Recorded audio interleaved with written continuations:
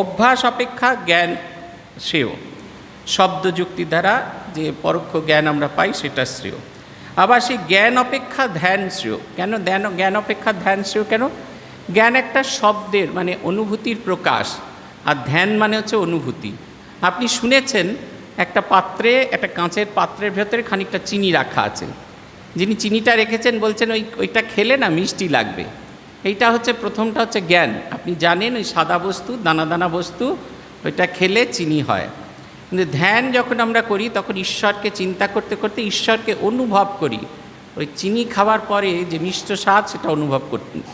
আপনি কিন্তু কাউকে বলতে পারবেন না যে মিষ্টি খেতে কেমন, এটা আপনি কাউকে বোঝাতে পারবেন না।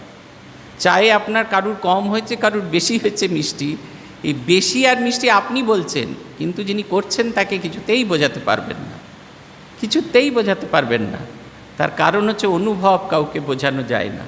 বলছেন জ্ঞান প্রাপ্তি হওয়া সেটা একটা ভালো জিনিস, কিন্তু সেটাকে যখন প্রয়োগ করছি তখন সেটা আরও ভালো জিনিস।